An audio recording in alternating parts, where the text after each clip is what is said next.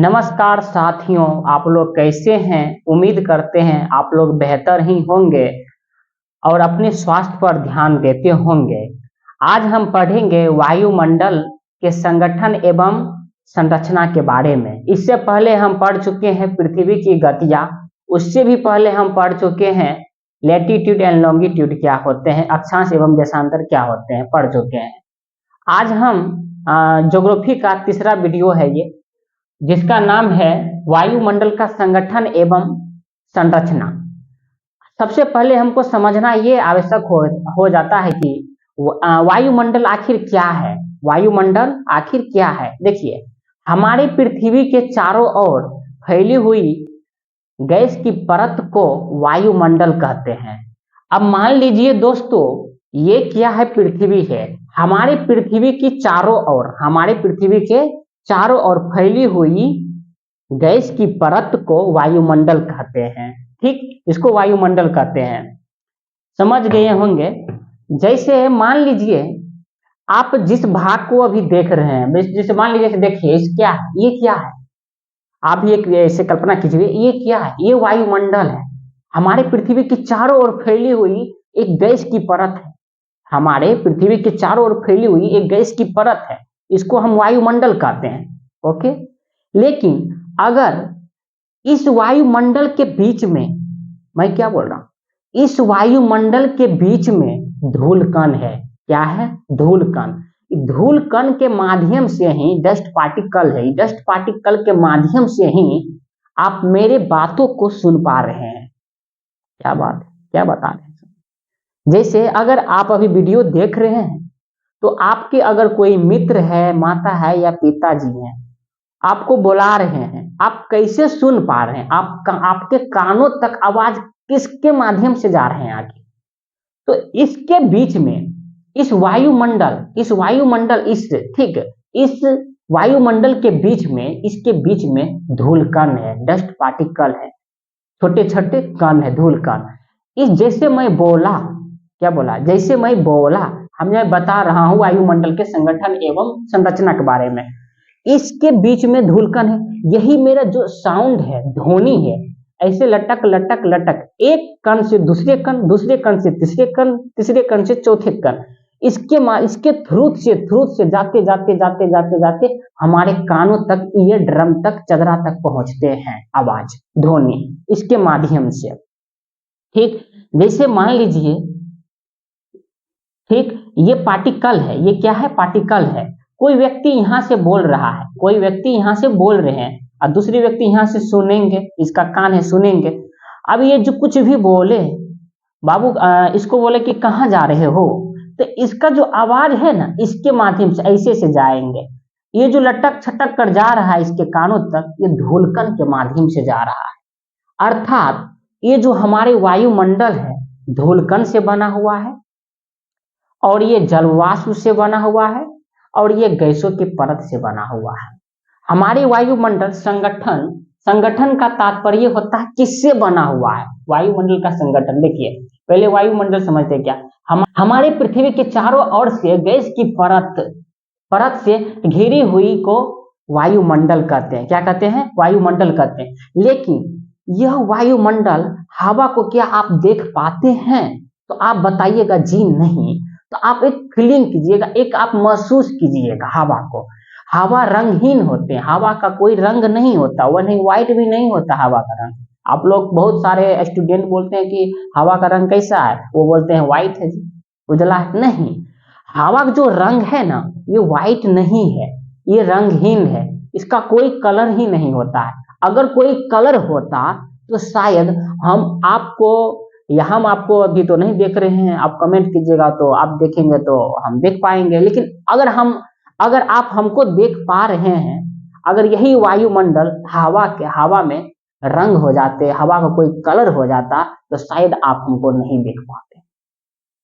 ठीक, एक दूसरों को आप देख ही नहीं पाते।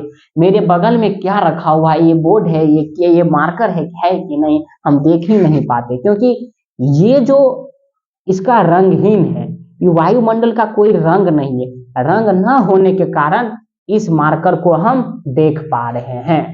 ओके, तो वायुमंडल समझ गए, रंगहीन होता है और गंधहीन होता है, गंधहीन यानी कि इसका कोई खुशबू नहीं होता है, इसका कोई खुशबू नहीं होता है। तो ये वायुमंडल का संगठन का तात्पर्य होता है किससे बना हुआ। वायुमंडल समझ गए, किससे बना है हमारे वायुमंडल आखिर, तो गैसों से बना है, जल वाष्प से बना है और धूलकण से बना है। क्या चीज से बना हुआ है, धूलकण से बना हुआ है। काहे मिट जाते हो बाबू, धूलकण से बना हुआ है। तो गैस से, जल वाष्प से, धूलकण से। अगर आपसे कोई पूछते हैं हमारे वायुमंडल जो है किससे बना हुआ है, तो आप बताएंगे कि हमारे वायुमंडल जनाब 3 चीजों से बना हुआ है। एक तो गैस, दूसरा जल वाष्प, तीसरा धूलकण से बना हुआ है। ओके, अगर हमारे वायुमंडल में हम देखेंगे सबसे ज्यादा कौन सा गैस की मात्रा है, कितना परसेंट सबसे ज्यादा कौन सी गैस है, तो नाइट्रोजन है। कौन सा है, नाइट्रोजन। नाइट्रोजन हमारे वायुमंडल में 78% है, 78% है, ठीक, 78% है। सबसे ज्यादा अधिक गैस है नाइट्रोजन। उसके बाद ऑक्सीजन आते हैं, ऑक्सीजन 21% है, कितना, 21% है।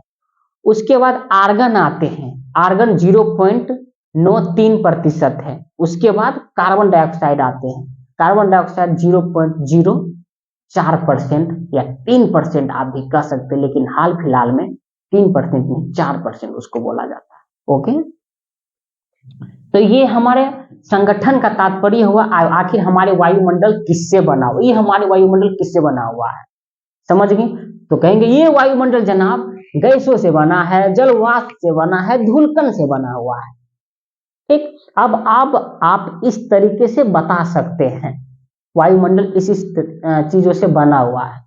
ठीक, तो देख लीजिए, हम पहले लिख चुके हैं, नाइट्रोजन 78% है हमारे वायुमंडल में, ऑक्सीजन 21% है, आर्गन 0.93% है, CO2 कार्बन डाइऑक्साइड 0.03 या 4% है, आप कह सकते हैं।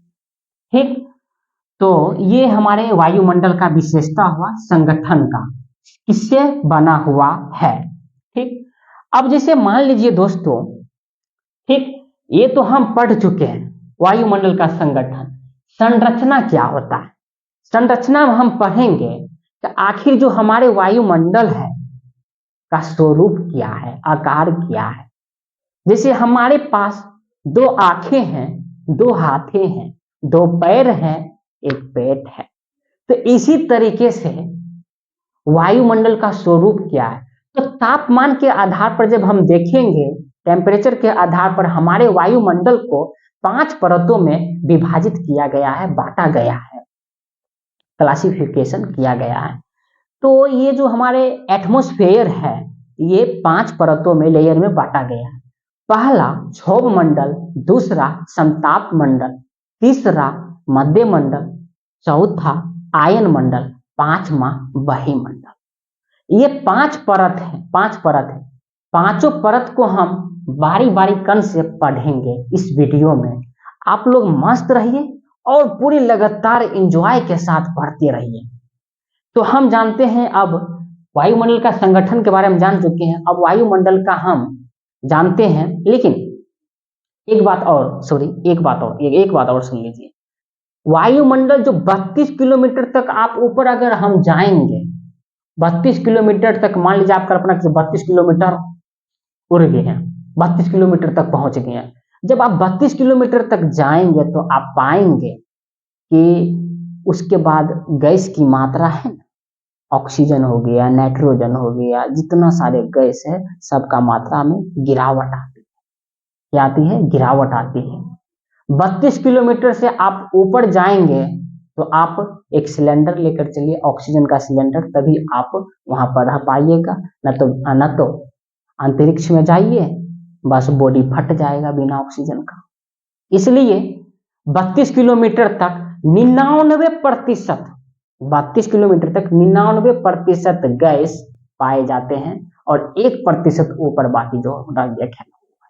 लेकिन 99% गैस 32 किलोमीटर के अंदर ही पाया जाता है। नोट लिख लीजिए, 32 किलोमीटर, 32 किलोमीटर के बीच में 32 किलोमीटर के बीच में 99% गैस 99% गैस पाए जाते हैं। कितना परसेंट? 99% गैस पाए जाते हैं। ये भी पॉइंट आप लोग नोट कर लीजिए अपने नोटबुक में। ठीक, चलिए दोस्तों, अब हम जानते हैं वायुमंडल का संगठन तो हम पढ़ चुके हैं, अर्थात वायुमंडल क्या है, संगठन माने किससे बना है वायुमंडल, तो गैस से बना है, धूलकण से बना है, और क्या से बना हुआ? गैस, धूलकण और जलवाष्प से बना हुआ है। ठीक, अब हम पढ़ेंगे वायुमंडल के संरचना। आखिर वायुमंडल का स्वरूप कैसा है, आकार कैसा है, बनावट कैसा है, इसके बारे में पढ़ना है। तो सबसे पहले इतना जानिए कि वायुमंडल का संरचना को तापमान के आधार पर 5 परतों में विभाजित किया गया है। पहला क्षोभ मंडल, दूसरा समताप मंडल, तीसरा मध्य मंडल, चौथा आयन मंडल जिसको हम तापीय मंडल भी कहते हैं, पांचवा बहिर्मंडल। तो इन 5 परतों के बारे में पढ़ना है। तो सबसे पहले हम क्षोभ मंडल के बारे में पढ़ेंगे। क्षोभ मंडल के बारे में जिस भाग पर हम रह रहे हैं, जिस भाग पर हम इस वीडियो को देख पा रहे हैं, जिस भाग पर हम बोल पा रहे हैं, यानी कि सभी जीव जंतु, छोटे जीव जंतु से लेकर बड़े जीव जंतु तक, मानव तक, ठीक, हम लोग क्षोभ मंडल पर रहते हैं। कहां पर रहते हैं? क्षोभ मंडल पर। ये जो हमारे क्षोभ मंडल है, इसकी औसत ऊंचाई 13 किलोमीटर है। कितना है? 13 किलोमीटर। 13 किलोमीटर तक आप जाएंगे तो आप क्षोभ मंडल तक ही रहिएगा। जब 13 किलोमीटर से आप ऊपर की ओर जाएंगे, ठीक, 13 किलोमीटर से ऊपर की ओर जाएंगे और तो आप समताप मंडल में प्रवेश कर जाएंगे। ठीक, तो इस तरीके से तो क्षोभ मंडल में सभी जीव जंतु, पेड़ पौधा हो या मानव हो या कोई भी जीव जंतु हो, सभी क्षोभ मंडल पर रहते हैं। और जितना भी बादल बनते हैं, जितना भी बिजली कड़कती है, ठीक है, ये सारी चीज, बादल बनना, वर्षा होना, ठीक, आंधी आना, तूफान आना, ये सब कहाँ होते हैं? क्षोभ मंडल पर ही होते हैं। क्षोभ मंडल यानी कि पृथ्वी का जिस भाग पर हम रह रहे हैं, इसी को क्षोभ मंडल कहते हैं। 13 किलोमीटर ऊंचाई तक हम क्षोभ मंडल मानते हैं। ठीक, तापमान के आधार पर मानते हैं। ठीक, तो ये क्षोभ मंडल की विशेषता है। ठीक, जैसे जैसे हम ऊपर की ओर जाएंगे, तो तापमान में गिरावट आती है। लगभग 1 किलोमीटर जब जाएंगे आप ऊपर, तो लगभग 6.5 डिग्री सेल्सियस तापमान में गिरावट आती है। ऐसा क्यों? तो आप जानते हैं कार्बन डाइऑक्साइड के कारण ये पृथ्वी पर ग्लोबल वार्मिंग नहीं हो रहा है। इतना पहले बात, कार्बन डाइऑक्साइड के बढ़ोतरी के कारण ग्लोबल वार्मिंग हो रही है। बढ़ोतरी के कारण यानी कि जब कार्बन डाइऑक्साइड जब बढ़ेगा, तब तापमान में बढ़ोतरी होगी। जैसे जब हमारे पास सूर्य की रोशनी सुबह आती है, सूर्य की रोशनी जैसे ही आते हैं, तो ये हमारी जो धरती है, ये धरती क्या करते हैं? सूर्य की रोशनी को एब्जॉर्ब कर लेती है। हालांकि उतना नहीं, और विकिरण भी कर देती है, विकिरण दे देते हैं, एब्जॉर्ब कर लेते हैं। एब्जॉर्ब करने के बाद क्या होता है? जब सूर्य ढल जाती है, सूर्य अस्त हो जाती है, ठीक, तो उसके बाद क्या होता है कि ये जो धरती उष्मा को एब्जॉर्ब करके रखा था, अब ये क्या करते हैं? यही उष्मा को, ये विकिरण को, इस उष्मा को छोड़ते हैं। जब छोड़ते हैं ना, ये वायुमंडल में कार्बन डाइऑक्साइड का भूमिका देखिए 0.03% जो है, इसका भूमिका क्या रहता है? ये जाने के लिए नहीं देता है। अब मान लीजिए कार्बन डाइऑक्साइड अगर गैस नहीं रहता हमारे वायुमंडल में, तो मान लीजिए ये कार्बन डाइऑक्साइड है, अब हटा दिए, रास्ता खाली हो गया। अब जैसे ये जो रात हो गया, तो जितना भी उष्मा को एब्जॉर्ब कर रखा था, ये सभी निकल जाएंगे, उष्मा वायुमंडल से निकल जाएंगे, तो हम लोग ठंड में पड़ जाएंगे जस्ट, और ठंड लगने लगेगा। शायद जीवित भी रहना बहुत मुश्किल है कार्बन डाइऑक्साइड। इसलिए कार्बन डाइऑक्साइड रहना ठीक है, परंतु ज्यादा बढ़ोतरी के कारण हानिकारक है। और जब मान लीजिए कार्बन डाइऑक्साइड इतना था, अब इतना हो गया, इतना था पहले, अब इतना हो गया, अब जो ये उष्मा जो पृथ्वी है, ये पृथ्वी उष्मा जो अब ये छोड़ेगी, ठीक, अब ये रोक लेंगे, जब रोक लेंगे तो क्या होगा, तो तापमान में वृद्धि होगी, जब तापमान में वृद्धि होगी तो क्या होगा, बर्फ पिघलेगी, जब बर्फ पिघलेगी तो क्या होगा, तो नदियां बहुत सारे निकलेगी, नदियां से निकलने के कारण बहुत सारे फसलों का बर्बाद होगा। जैसे अभी अब की बार जो बाढ़ आया था, बहुत तबाही हो गया था बाढ़। ये सब क्लाइमेट चेंज है, ये सब क्या है, क्लाइमेट चेंज। और इससे हम खैर क्लाइमेट चेंज पर हम वीडियो बना चुके हैं, उसका टाइटल का नाम होगा क्लाइमेट, हम और प्रीति में बनाए थे, उसमें हम सभी मरेंगे, उसमें इसी में क्लाइमेट चेंज पर हम चर्चा किए थे, ठीक, उस वीडियो को आप देख सकते हैं, बहुत अच्छा से समझ सकते हैं क्लाइमेट चेंज आखिर है क्या, ठीक है। और देखिए, तो तापमान के आधार पर वायुमंडल को 5 परत होते हैं, क्षोभ मंडल, समताप मंडल, मध्य मंडल, आयन मंडल। आयन मंडल को हम तापीय मंडल भी कहते हैं और बहिर्मंडल है, ठीक। अब हम क्षोभ मंडल के जब हम बात करेंगे, क्षोभ मंडल का जब हम बात करेंगे तो ये निचली परत है, ये क्या है, हम लोग का सबसे ये निचली परत है, निचली परत है, शुरुआती आरंभिक है, तो ये निचली परत है जिसमें मानव सहित सभी जीव जंतु इसमें रहते हैं। जाइए भाई, बहुत बड़ा वाला कहानी है। और मौसम संबंधित सभी जितना घटनाएं होते हैं, बादल बनना, कोहरा बनना, वर्षा होना, ये सभी क्षोभ मंडल में ही होते हैं, ओके।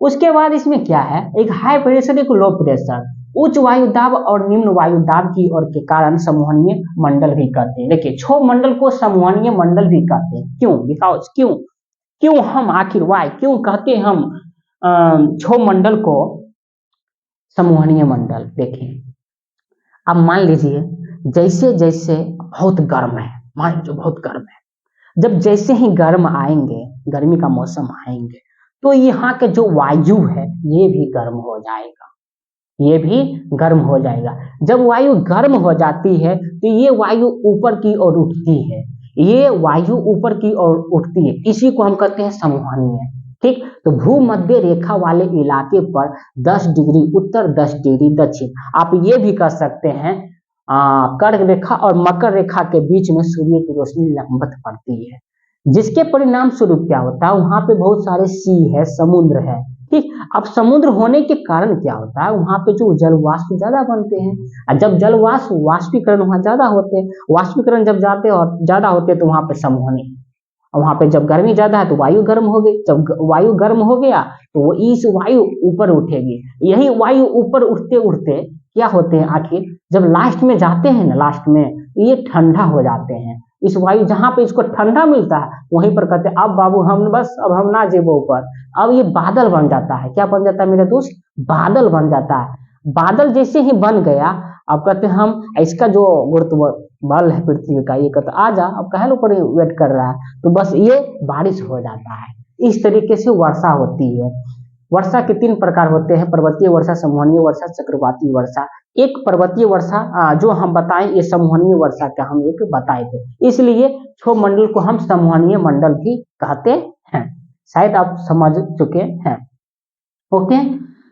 तो हाई प्रेशर से लो प्रेशर की ओर, ये वाला बात समझते हैं। एक बात और समझ लीजिए दोस्त, जैसे मान लीजिए कोई एरिया है, ये मान लीजिए कोई एरिया है, एक एरिया ये है, एक क्षेत्र, दूसरा क्षेत्र, इसमें हाई प्रेशर है। कौन सा प्रेशर है, हाई प्रेशर। हाई प्रेशर मतलब मान लीजिए यहाँ पर ठंड का मौसम है, और ठंड का मौसम के कारण यहाँ का वायु गर्म नहीं हुई, यहाँ का वायु गर्म जब नहीं हुई है तो यहाँ का वायु नीचे ही है, ठीक। आपको गर्म में ज्यादा वायु का भार ज्यादा लगता है कि ठंड में, आप बताएंगे, ठंड में वायु का भार ज्यादा लगता है, गर्म में वायु का भार बहुत कम लगता है। तो ये आप अभी जो अभी चल रहा है, अभी हाई प्रेशर है हम लोगों पर, वायु का एक प्रेशर बना हुआ है, तभी हम लोग एक सीख पा रहे हैं। अगर मान लीजिए यही वायु का प्रेशर नहीं रहता तो शायद ही मोबाइल, ये जो कैमरा है, ये भी उड़ जाता, शायद हम भी इसमें तैरते अंतरिक्ष के तरह।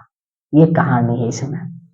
तो ये जो हाई प्रेशर और लो प्रेशर है, हाई प्रेशर और लो प्रेशर, तो बात समझिए, जब यहाँ पे मान लीजिए गर्मी है, यहाँ पर जैसे जैसे गर्म होगी वायु भी गर्म हो जाएगी, ये ऊपर उठेगी तो यहाँ का वायु अब ऊपर तो उठ गई, ये तो खाली स्थान हो गया, फिल इन द ब्लैंक्स हो गया।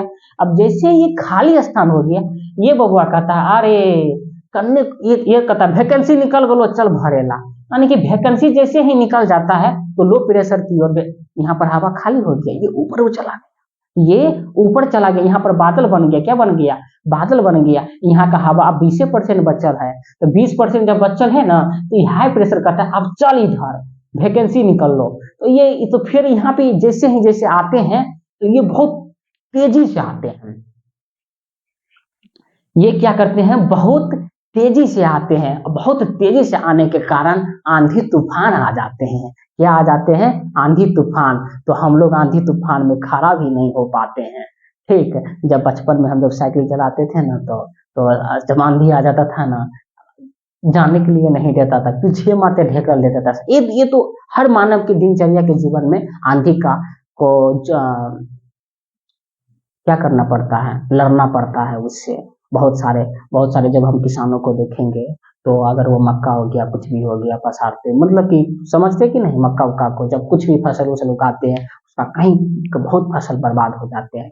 बहुत सारे अगर जब आप माता पिता से या दादा या दादी जी से बातचीत करिएगा, आज वर्षा हो मतलब होने की संभावना है, क्यों वो बता देते हैं, क्योंकि उनको पता है, उनको ज्योग्राफी पता नहीं है, लेकिन इतना जरूर उसको पता है यहाँ का हवा गर्म हो गई, हवा गर्म होने के कारण हवा ऊपर उठ गई है। अब दूसरे क्षेत्र का हवा यहाँ पर जब कहीं हाई प्रेशर होगा वहाँ का हवा मेरे इलाके में आएगा, जैसे ही आएंगे तो वो ठीक आंधी तूफान की तरह आएंगे और बस सभी कपड़ा उपड़ा जितना भी मकान पेड़ पौधा सभी को उखाड़ कर फेंक देते हैं। हालांकि ये सब चीज हम बता रहे हैं। तो वायु है ना, हाई प्रेशर से लो प्रेशर, उच्च वायु दाब से निम्न वायु दाब की ओर हवा गमन करती है। ओके, इतना मामला क्लियर है। हालांकि हाई प्रेशर लो प्रेशर हम एक अलग वीडियो लेकर आएंगे। देखिए, तो ये समझ गए आप, ऊंचाई के साथ साथ तापमान में वृद्धि नहीं, घटती है। क्या होती है, घटती है। 1 किलोमीटर पर 6.5 डिग्री सेल्सियस तापमान में गिरावट आ जाती। होता है क्या, दरअसल जैसे हम बोले कार्बन डाइऑक्साइड ये उष्मा को जाने नहीं देता है, उष्मा जब जाने नहीं देता तो वायुमंडल में तो यही हो गया, सीमित हो गया। अब जैसे निचला परत में वायुमंडल में ज्यादा गैस रहता है, अब यानी कि क्षोभ मंडल के निचला परत में ज्यादा गैस रहता है। अब ज्यादा गैस रहने के कारण क्या होता है, अब जैसे जैसे कोई व्यक्ति जाएंगे तो इसका निचला परत का इसका संपर्क छूट गया बबुआ का। अब निचला परत का जब छूट गया तो इस वायुमंडल का संपर्क भी और पृथ्वी के संपर्क भी छोड़ते जा रहा है, तो वायुमंडल में तापमान में गिरावट आती है। अब जैसे ही आप समताप मंडल में जाएंगे तो कुछ देर तो स्थिर होता है, लेकिन समताप मंडल में तापमान में वृद्धि हो जाते हैं। ऐसा क्यों, ऐसा उसमें इसलिए होता है क्योंकि उसमें ओजोन परत है। क्या है, ओजोन परत। हालांकि समताप मंडल पर हम चर्चा करेंगे, पहले इस पर आ जाते हैं। तो अब देखिए, विषुवत रेखा पर 18 किलोमीटर और ध्रुवों पर ये 8 किलोमीटर तक समूहनीय धाराएं होती है। जब वायु गर्म होती है तो ऊपर उठती है। तो विषुवत वाला इलाका, भूमध्य वाला इलाके में, 0 डिग्री अक्षांश वाले इलाका में, ठीक, 0 वाले भूमध्य वाले 10 डिग्री नॉर्थ 10 डिग्री साउथ आप रखिए। तो इस वाला जो इलाका है बहुत गर्म होते हैं, वायु गर्म भी हो जाते हैं, ऊपर उठते हैं। यहाँ का जो वायु है ना समूहनीय, बहुत ज्यादा दूर जाते हैं, 18 किलोमीटर। कितना दूर तक जाते हैं, 18 किलोमीटर जाते हैं। जब हम ध्रुवों की ओर जाएंगे, ध्रुवों की ओर, तो यहाँ पर ठंड है भाई। जब ठंड है तो वायु का ज्यादा भी गर्म नहीं होगा। जब वायु ज्यादा गर्म नहीं होगी तो यहाँ पर समूहनीय धारा बहुत कम होगी। तो यहाँ पे ध्रुवों पर समूहनीय धारा बहुत कम होगी और ध्रुवों पर बहुत ज्यादा होगी और ध्रुवों पर बहुत कम होगी। तो यहाँ पे क्षोभ मंडल की ऊंचाई 18 किलोमीटर और ध्रुवों पर 8 किलोमीटर, ध्रुवों पर 8 किलोमीटर। अगर औसत मान हम निकाल लिया जाए तो 13 किलोमीटर कह सकते हैं। कितना किलोमीटर, 13 किलोमीटर कह सकते हैं। ठीक, तो ये बात रहा क्षोभ मंडल की विशेषता। अब हम चर्चा करेंगे समताप मंडल में। क्या पढ़ेंगे, समताप। हम जानते हैं दोस्तों समताप मंडल के बारे में। तो क्षोभ मंडल के बारे में हम जान चुके हैं, अब हम जानते हैं समताप मंडल। क्षोभ मंडल से आप जैसे ही ऊपर जाइएगा तो आपको समताप मंडल देखने को मिलेगा। ठीक, अब समताप मंडल, क्षोभ मंडल और समताप मंडल को इसका भी बाउंड्री होता है। जैसे पाकिस्तान और भारत का बाउंड्री है ना, इसका भी एक बाउंड्री होता है। तो क्षोभ सीमा बाउंड्री है। कौन है, क्षोभ सीमा है। तो क्षोभ सीमा के कारण समताप मंडल और क्षोभ मंडल को अलग करती है। ओके, समताप मंडल में है क्या? समताप मंडल में सबसे पहले इतना बात जानिए, समताप मंडल 50 किलोमीटर तक है। कितना किलोमीटर तक? 50 किलोमीटर तक। जब आप क्षोभ मंडल में हो रहा था क्या, ऊंचाई पर जाने पर तापमान में गिरावट आती है। और समताप मंडल में पहले तो कुछ दूर जाते हैं 20 किलोमीटर तक। 20 किलोमीटर तक आप जाइएगा समताप मंडल में तो आपको तापमान एक स्थिर ही देखने को मिलेगा, अच्छा खासियत मिलेगा, ठीक, एकदम से। उसके बाद और ऊपर जाइएगा 20 किलोमीटर के बाद आप जब पार कर दीजिएगा तो आप पाएंगे कि तापमान में क्या हो रही है? वृद्धि हो रही है। तो तापमान में वृद्धि क्यों हो जाते हैं आखिर समताप मंडल में? ठीक, तापमान में समताप मंडल में इसलिए वृद्धि हो जाती है ताकि इसलिए क्योंकि वहां पे ओजोन परत पाए जाते हैं। कौन परत पाए जाते हैं? ओजोन परत पाए जाते हैं। ओजोन परत के कारण तापमान में वृद्धि होती है। जैसे कि तो यहाँ पे क्या होता है, सूर्य की रोशनी जैसे हानिकारक किरण आते हैं हमारे पृथ्वी पर जब आने की कोशिश करते हैं, ठीक, तो वहां से तो बहुत तेज चलता है। हानिकारक किरण, बढ़िया किरण, सब किरण चलता है। लेकिन हानिकारक किरण कहते हैं क्यों चाहिए? वहां पे एक मेरा है ना, प्रकृति रूप से देन है भाई, प्रकृति पदार्थ है। ओजोन परत वहां पे खड़ा रहता है। कहाँ जा रहे हो हानिकारक किरण, यानी कि पराबैंगनी किरण को कहते हैं, कहाँ जा रहे हो? कौन कर रहा है? ओजोन परत कर रहा है। कहाँ जा रहे हो? तो बच्चे पहले हमसे टक्कर लेना पड़ेगा, तब कहीं और जाना पड़ेगा। पहले हमसे टक्कर लो, हमसे जीत जाओगे ना, तब हम आपको क्षोभ मंडल में प्रवेश देंगे करने के लिए। पहले हमसे टकराओ। तो हम मान लीजिए हम ओजोन परत है, क्या है? ओजोन परत, हम समताप मंडल में उपस्थित है। तो आया हानिकारक, कहाँ जा रहे हो? रुको, बस हानिकारक है, तुम जाओगे पृथ्वी पर, तुमको तब तबाही मचा दोगे। स्किन त्वचा स्किन त्वचा हो जाएगा, तो ये जो कैंसर हो जाएगा, ये किरण पड़ेगा तो सभी जीव जंतु पर। तुम रुको, जहां से आए हो तुम लौट जाओ। कौन कहते हैं? ओजोन परत कहते हैं, तुम जहां से आए हो और लौट जाओ, न तो हमसे बड़ा कोई नहीं है। कहते बच्ची अच्छा, हमको रोकने वाले हैं? हाँ रोकेंगे, भिड़िए जाइए। तो जब भिड़ते हैं ना तो उसको पराजित कर देते हैं। किसको? हानिकारक किरण को, उसको लौटा देते हैं। जहां से जाओ ससुरा, वहीं चले जाओ, ठीक। तो उसके बाद क्या होता है वो तो चले जाते हैं। ओजोन परत का ये भूमिका, लेकिन हम लोग मानव के खुशियों का नतीजा है ओजोन परत। जैसे एसी, एग्रम, बेग्रम, क्लोरोफ्लोरो कार्बन जब हम गैस उत्पन्न कर देते हैं, ठीक, कार्बन डाइऑक्साइड बढ़ाओ भाइयों। जब हम कहते हैं पेड़ पौधा मत काटिए, ठीक, ये सारे चीज इंटरव्यू आप पॉडकास्ट देख लीजिए, उसका भी हम बहुत बढ़िया से बताए हैं कि क्यों क्लाइमेट चेंज कैसे होता है।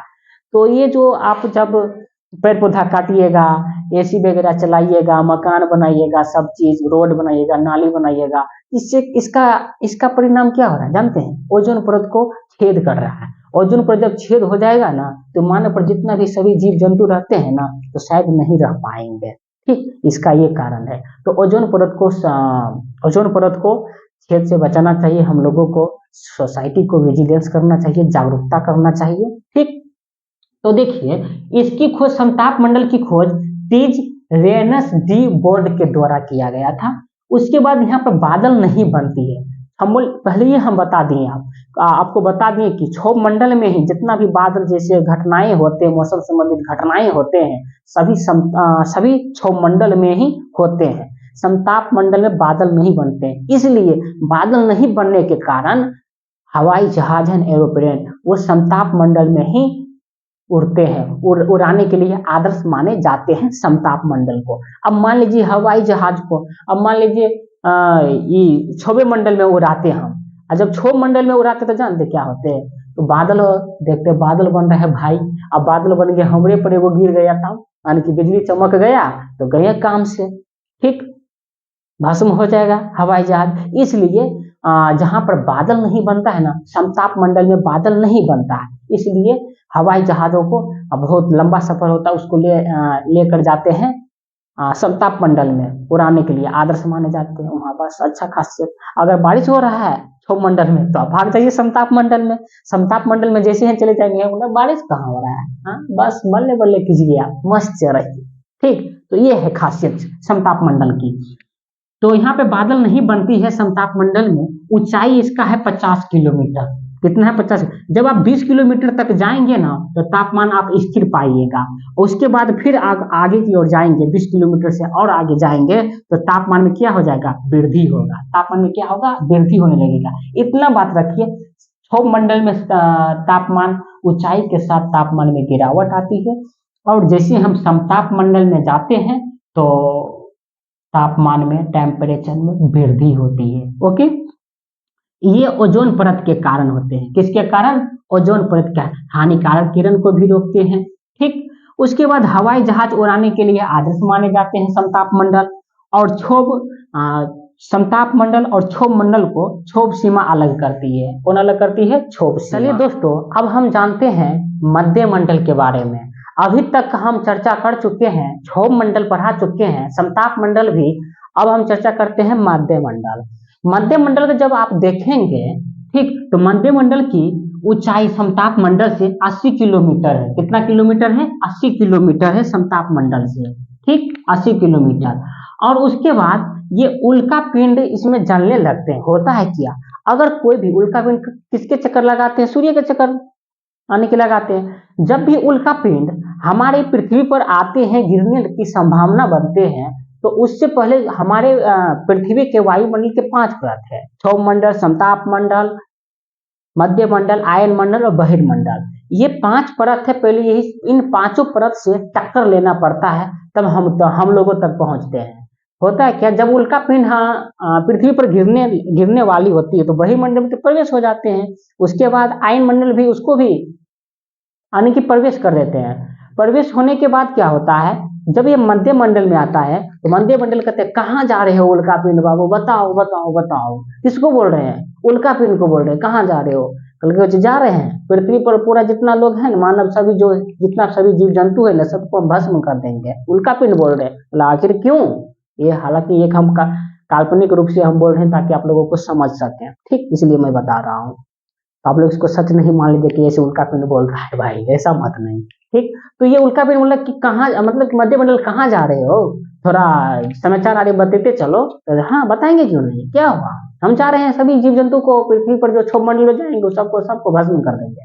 तो अच्छा, पहले हमसे टकराओ, हमको भेजा है, सभी वहां जीव जंतु भेजा है, हमसे पहले टकराना पड़ेगा। किसको बोल रहे हैं, उल्का पिंड बोल रहे हैं। अच्छा, हमसे टक्कर लीजिएगा। जैसे टक्कर होता है, दोनों टकराते हैं, ये मान लीजिए कौन सा, तो जैसे मान लीजिए क्या है, मध्य मंडल है, ये क्या, उल्का पिंड है। जैसे ही आते हैं ना, तो ये जो ये मंडल है, इससे उल्का पिंड भस्म हो जाते हैं, टुकड़ा टुकड़ा हो जाते हैं, बहुत सारे टुकड़ा टुकड़ा हम कर देते हैं, हड्डी गुड्डी सब निकाल देते हैं। इतना पिटता है मध्य मंडल, उसको टुकड़ा टुकड़ा कर देते हैं। हालांकि जैसे ही आते हैं ना मध्य मंडल में, उल्का पिंड घर्षण होने के कारण, क्या चीज, घर्षण होने के कारण उल्का पिंड टुकड़ा टुकड़ा हो जाते हैं। मध्य मंडल का ये खास विशेषताएं हैं, आप इसको की पॉइंट्स बनाकर याद रखिएगा। ओके, उसके बाद हम जब मध्य मंडल के बाद आएंगे आयन मंडल। आयन मंडल को हम तापीय मंडल भी कहते हैं। देखिए, आयन मंडल माइनस प्लस। देखिए, आयन मंडल में जब आप जाएंगे तो यहाँ पे तापमान बहुत वृद्धि होती है यार, बहुत वृद्धि, यानी कि इतना 1000 डिग्री सेल्सियस तापमान में यहाँ रहते हैं, 1000 डिग्री सेल्सियस। लेकिन ये 80 से 640 किलोमीटर इसको माना जाता है, आयन मंडल को 80 से 640 तक। हमारे वायुमंडल के पूरे 5 परत के 1600 किलोमीटर तक हम मानते हैं। कितना किलोमीटर तक, 1600 किलोमीटर तक। ये आयन मंडल कितना है, 80 से 640 किलोमीटर तक है। इसमें रेडियो प्रसारण में मदद करती है। ये रेडियो प्रसारण आप जो आप सुनते हैं, आप इंटरनेट के माध्यम से चला रहे हैं, ठीक। और उसके बाद जितना भी आप इंटरनेट उपग्रह वाला है, जो सैटेलाइट जो भेजे जाते हैं इसरो के द्वारा, नासा के द्वारा भेजे जाते हैं, ये सब कहाँ आखिर जाते हैं, ये अंतर्राष्ट्रीय एक स्टेशन होते हैं, वो आयन मंडल में बनाए रखते हैं। ठीक, आयन मंडल में रहते हैं। ओके, तो आयन मंडल में रेडियो प्रसारण में मदद करती है। उसके बाद इस परत में अंतर्राष्ट्रीय स्टेशन और उपग्रह की परिक्रमा करते हैं। यहाँ पे अंतर्राष्ट्रीय क्या है, स्टेशन है। आप अंतरिक्ष में जाइएगा ना, आपको अगर वेट करना है, मतलब कि रहना है ना, आराम करना है, जैसे कि हम लोगों के लिए आरामदायक में स्टेशन होते हैं, ठीक, वो सब के जो अंतरिक्ष में यात्रा सब करते हैं, तो वो सब के लिए आयन मंडल में क्या बनाया गया है, स्टेशन बनाया गया। क्या बनाया गया है? स्टेशन बनाया गया, अंतर्राष्ट्रीय स्टेशन नासा के द्वारा खास तौर पर बनाया जाता है। हालांकि भारत के द्वारा, इसरो के द्वारा भी बनाए जाते हैं बहुत। तो ये हो गया। ये आयन मंडल में जैसे ही आप जाएंगे तो नाइट्रोजन यहाँ पे इतना गर्म होते हैं, इतना गर्म होते हैं आयन मंडल, 1000 डिग्री सेल्सियस, नाइट्रोजन को भी टुकड़ा कर देते हैं, नाइट्रोजन को भी टुकड़ा कर देते हैं, विभाजित कर देते हैं, माइनस प्लस में बांट देते हैं, ऑक्सीजन को भी माइनस प्लस में तोड़ देते हैं। यही जब ये टूट भी जाता है ना, और टेम्परेचर में और तापमान में वृद्धि हो जाते हैं। क्या हो जाते हैं? वृद्धि हो जाते हैं। ये हमारे आयन मंडल, मध्य मंडल की विशेषताएं हैं। और अभी तक हम 4 मंडल की बातचीत कर चुके हैं, क्षोभ मंडल, समताप मंडल, मध्य मंडल, आयन मंडल, इतना तक बात। अब 5वां मंडल है बहिर्मंडल। बहिर्मंडल क्या है? कुछ नहीं है, बात खत्म। देखिए, मध्य मंडल से जब ऊपर आप जाएंगे, आयन मंडल से जब आप ऊपर की ओर जाएंगे तो आप पाएंगे बहिर्मंडल है। तो जब आप बहिर्मंडल में जब चले जाइएगा ना, तो समझ जाइए कि अब पृथ्वी से निकल गए हैं। तो अब जब 5 परत पार कीजिएगा तब आप समझिएगा हम पृथ्वी से निकल चुके हैं, अन्यथा नहीं। ठीक, ये हमारे वायुमंडल की विशेषताएं है, 5 मंडलों की। ठीक, और ये बहिर्मंडल में इसमें हल्की गैस पाया जाता है। यहाँ पर बहिर्मंडल में आप एकदम से तैरेंगे। ठीक, बहुत मस्ती कीजिएगा आप लोग। तो बहिर्मंडल में हीलियम गैस, ये सब हीलियम गैस सब वहाँ पे ज्यादा उपस्थित होते हैं, ये हल्की गैस होते हैं। जब आप गुब्बारा उड़ाते हैं तो आप यहाँ पे किसको भतीजे कुछ भी किसी को देते हैं, जब आप बच्चों को गुब्बारा मेला वाला में जाते हैं उसको देते हैं, गुब्बारा खरीद देते हैं उड़ने वाला, उसको रस्सी पकड़े हुए रहता है, जब वो छूटेगा तो चला जाता है। ठीक, जब छूटेगा तो वो मतलब रोने लगेंगे, तो आपको फिर 10 रुपये पैकेट से देना पड़ेगा। इसका मतलब है उस फूकने में, उस बैलून में, हम लोग फूकना भी कहते थे उसको, उस बैलून में क्या है? उस बैलून में है हीलियम गैस। हीलियम गैस के कारण, वो हल्की गैस होने के कारण ये उड़ जाते हैं। क्या हो जाते हैं? उड़ जाते हैं। ये हमारे 5 मंडल की विशेषताएं हैं। वायुमंडल का संगठन पढ़े हैं, संरचना पढ़े हैं। वायुमंडल का संगठन मतलब किससे बना हुआ है, और वायुमंडल के संरचना तापमान के आधार पर 5 परतों में विभाजित किया गया, क्लासिफिकेशन किया गया है एटमॉस्फेयर को। तो यहाँ तक की बात देखिए, पूरा वीडियो को देखने के लिए, अब तो यहाँ तक हम रहने देते हैं। पूरा वीडियो देखने के लिए तहे दिल से और अपने दिमाग से, तहे दिल से और दिमाग से धन्यवाद, बहुत दिल से धन्यवाद।